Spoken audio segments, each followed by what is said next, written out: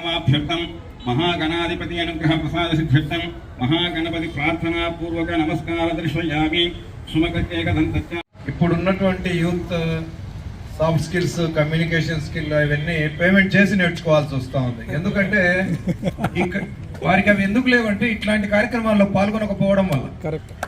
వీటిలో పాల్గొంటే మరి మీకు సాఫ్ట్ స్కిల్స్ కోచింగ్ ఏం అవసరం లేదండి. ఎందుకంటే ఇప్పుడు 10 మందిలో మనం కూర్చున్నాం, మన ప్రవర్తన ఎలా ఉండాలి, నిన్ను నువ్వు ఎలా ఎగ్జిబిట్ చేసుకోవాలి, నిన్ను నువ్వు ఎలా రిప్రజెంట్ చేయాలి, చేస్తున్నటువంటి అంశాన్ని ఎలా గ్రహించాలి, ఇవన్నీ అక్కడ పేమెంట్ చేసి నేర్చుకుంటే అది థియరీ మాత్రమే. యూట్యూబ్ చూసి వంట నేర్చుకుంటే టేస్ట్ తప్ప మిగతా అన్నీ ఉంటాయి. టేస్ట్ అనేది ఏంటి? పేటెంట్. ఆ పేటెంట్ రావాలంటే పార్టిసిపేషన్ ఉండాలి. మనం వేరే వాళ్ళని చూసి నేర్చుకోలేం, మనం పార్టిసిపేట్ కావాలి. ఈ విషయాన్ని చక్కగా బలంగా చెప్పిన పెద్దలందరికీ, దాన్ని స్ఫూర్తిగా తీసుకుని వచ్చిన యువతకు మరొకసారి ధన్యవాదాలు. నేను ఎంటెక్ చేస్తున్నాను ప్రెసెంట్. ఛత్రపతి శివాజీరా అంటే ఫ్రీడమ్ జిజియాబాయి గారు కూడా ఉన్నారు. ఎత్ర నార్యస్టి పూజంతే రమంతే తత్ర దేవతాహ. ఎక్కడ స్త్రీలు పూజింపబడతారో అక్కడ దేవతలు సంచరిస్తారని నినాదాన్ని ప్రూవ్ చేసిన వ్యక్తిగా ఛత్రపతి శివాజీ మహారాజ్ గారు ఉన్నారు. లైక్ సార్ చెప్పినట్టు యూత్ ఇన్వాల్వ్మెంట్ అనేది వర్మ సార్ కూడా నాకు లాస్ట్ మీటింగ్ లో పరిచయం సార్. యూత్ ఇన్వాల్వ్మెంట్ అనేది చాలా ఎక్కువగా ఉండాలి. ఎందుకంటే ప్రజెంట్ జనరేషన్ ని చేంజ్ చేసేది యూతే. వివేకానంద సార్ చెప్పినట్లు యూత్ ఈజ్ ద మెయిన్. అంటే వాళ్ళు ఇంకొకరికి చెప్తారు, అక్కడ నుంచి పాస్ ఆన్ అవుతూనే ఉంటుంది ఇన్ఫర్మేషన్. తర్వాత సార్ అన్నారు, ఇప్పుడు ప్రజెంట్ యూత్ ప్రతి ఒక్కరు బయటికి వస్తే ఆటోమేటిక్ గా వాళ్ళల్లో చైతన్యం ఉంటుంది అని. బట్ నేనైతే గట్టిగా నమ్మేది ఒకటే, ఇప్పుడు వచ్చే యూత్ అంతా గంప కింద కోడులు నన్ను అడుగుతాయి. ఎందుకంటే ధైర్యంగా మాట్లాడే శక్తి యూత్కి ఎవరికీ లేదు నన్ను అడిగితే. అవునా? ఆ అమ్మాయి లాగా ఇక్కడ ఉన్న సన్నీ ఉన్నాడు, సన్నీ లాగా ప్రతి ఒక్క యూత్ బయటికి రావాలంటే ఇంట్లో దయచేసి పెద్దలకి చెప్తున్నా, దయచేసి సంఖ్యలు వేయకండి.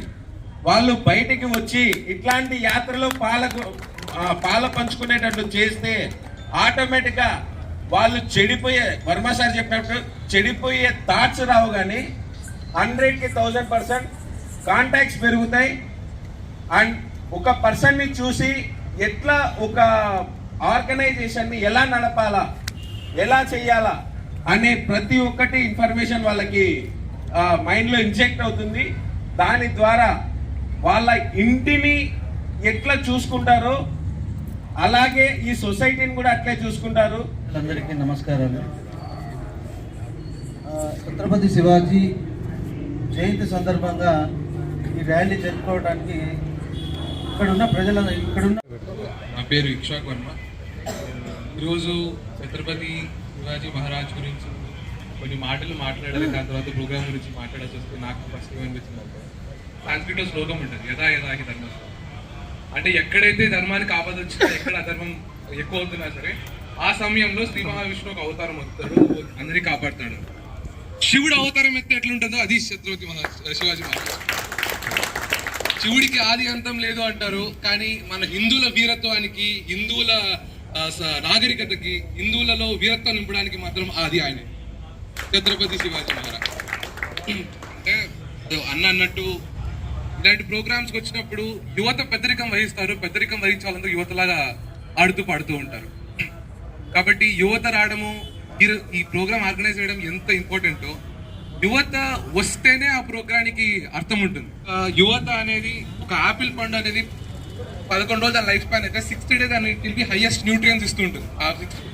అంటే ఒక మనిషి కూడా 100 ఏళ్ళు బతికితే తన 20 నుంచి 30 ఏళ్ళ మధ్యలో తన హైయెస్ట్ ఎనర్జీ ఉంటుంది.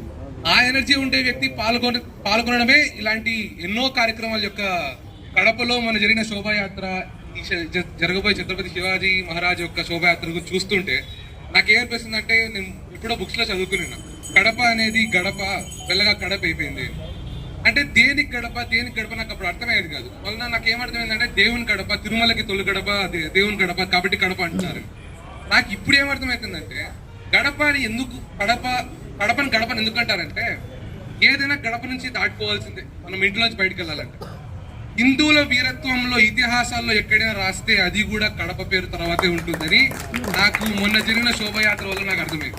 ఈ రోజు జరిగే ఛత్రపతి శివాజీ యాత్ర ఏదైనా సరే ఇక మీద జరగబోయే ప్రతి ప్రోగ్రామ్ నాకు చూస్తుంటే ఏమనిపిస్తుంది అంటే మెల్లగా కడప అంటే ఒక హిందూ జిల్లా, చైతన్య కడప, చైతన్య హిందువుల జిల్లా అయిపోతుంది. రాముడికి హనుమంతుడు ఎంత ముఖ్యమో, హనుమంతుడికి రాముడు ఎంత ముఖ్యమో, ఇలాంటి కార్యక్రమాలకు యువత అంతే ముఖ్యం. రాముడికి లక్ష్మణుడు వీళ్ళందరూ తోడు ఉంటారు, కానీ హనుమ లేకపోతే రామాయణం ఊహించుకోలేదు. అలాగే ఇలాంటి కార్యక్రమాలకు యువత లేకపోతే మాత్రం అర్థము ఉండదు, ఊహ ఉండదు. ఒక చిన్న గజ్జెప్ ముగిస్తాను. ఒక చిన్న పాప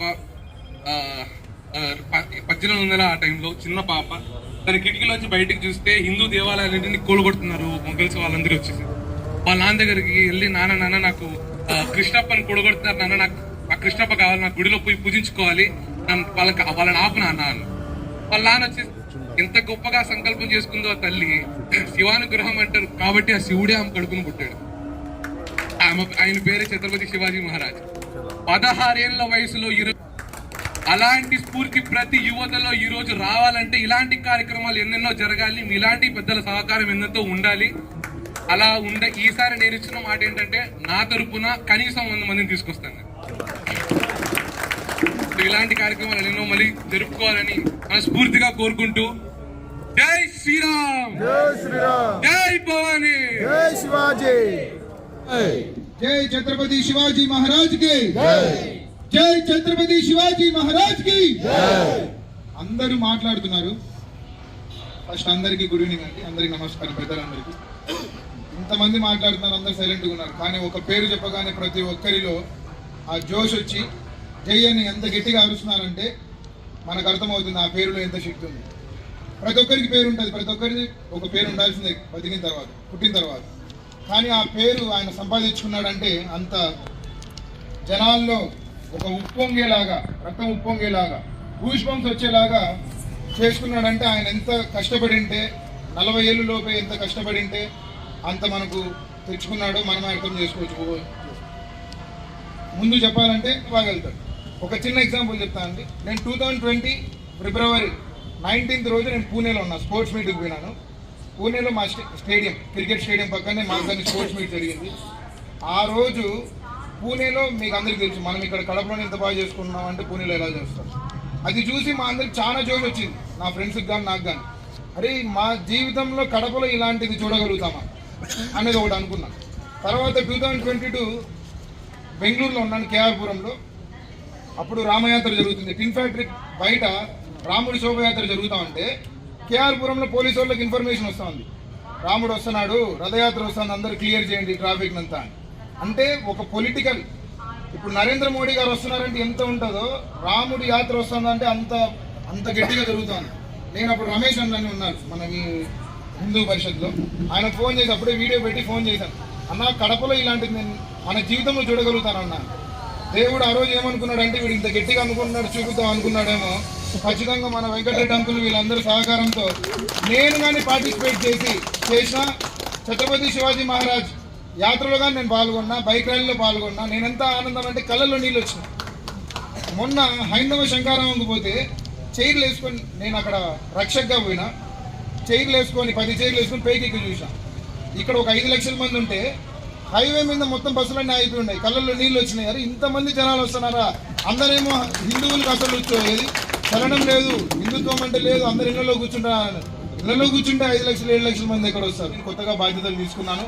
ప్రతి ఒక్కరిని దగ్గర ఒక 1000 మందినైనా యూత్ని బిలో 30 years లోపల మేమందరినీ కాంటాక్ట్ చేసుకుంటాం. నెక్స్ట్ శివాజీ మహారాజ్ లేదా శోభయాత్ర జరిగినప్పటికీ ఏ శోభయాత్రకైనా ప్రతి ఒక్కరూ మేము అటెండ్ అవుతాం. మాకు చాలా ఓపిక ఉందండి, ఓపిక లేదు పిల్లలకు ఓపిక లేదంటే కాదు. మన వెంకటరెడ్డి అంకుల్ చూసినారు లేదో, మా విజయ అంకుల్ కానీ చూసినారు. పొద్దున వచ్చి రాత్రి 3 వరకు దేవుణ్ణి మళ్ళీ గుళ్ళో పెట్టేంత వరకు నేనున్నా. మాకు ఓపిక బాగుంటాయి, పిల్లలకు ఓపిక లేదు. వీళ్ళు హైపర్ యాక్టివ్, హైపర్ టెన్షన్, వీళ్ళు తీసుకోలేరు, ఇవన్నీ ఏం లేవు, అన్నీ బాగున్నాయి. మాకు ఇంకా ఓపిక ఎక్కువ ఉంది, పెద్దలతో పోల్చుకుంటూ ఓపిక ఉంది. ఖచ్చితంగా ఆపుదాం, చూపించాలా, మన బలం ఏందో చూపించాలా. ఇటు వస్తూ ఉంది ఖచ్చితంగా. శివాజీ మహారాజ్ అంటే ఎవరో తెలీదు, ఒక రాజు, అమ్మ కోసం ఇది చేసినాడు. అక్కడి నుంచి ఆ స్టేజ్ విన్న దగ్గర నుంచి ప్రతి ఒక్కరి మొబైల్లో ఇప్పుడు వాల్పేపర్గా పెట్టుకుని రాత్రి పడుకునేటప్పుడు పొద్దున్న లేసానో చూసే పరిస్థితి వచ్చింది. సో ఏమి ఇబ్బంది లేదు, ఖచ్చితంగా పిల్లోళ్ళం మేమంతా మారుతున్నాం, మార్పు తీసుకొని వస్తాం, ఖచ్చితంగా తిరుగుతాం. నెక్స్ట్ మీ జనరేషన్ అయిపోయిందని మాత్రం అనుకోవద్దు, మా జనరేషన్లో ఇంకా బాగా చేస్తాం. ఒకటి నేను గట్టిగా నమ్మడం ఏంటంటే జీవితం అనేది ఒక బుడగ లాంటిది. ఈ క్షణం ఉంటాం, నెక్స్ట్ క్షణం పోతామో లేదో తెలియదు. ఎవరికి భయపడిన అవసరం లేదు, ఏం చేయని అవసరం లేదు. ఖచ్చితంగా మీ ఎక్స్పీరియన్స్ అంతా మాకు షేర్ చేయండి. మీ ఎక్స్పీరియన్స్తో మేము శోభయాత్రలు పాల్గొంటే ముసలోళ్ళందరూ ఎవరిని లేకొస్తారు. అన్నది శోభయాత్రలు పాల్గొంటే ఖచ్చితంగా ఆ సౌండ్కి మాత్రం ముసలోళ్ళంతా ఎగురుతారు. ఇప్పుడు మీరు యూత్ అవుతారు, మేమేమైనా కానీ మీకు ఛాన్స్ ఇచ్చి మేము పక్కకు పోతాం. కానీ ఖచ్చితంగా జరుగుతుంది, ఖచ్చితంగా మనం చేద్దాం, గ్రాండ్గా చేద్దాం. నెక్స్ట్ ఇయర్ మేము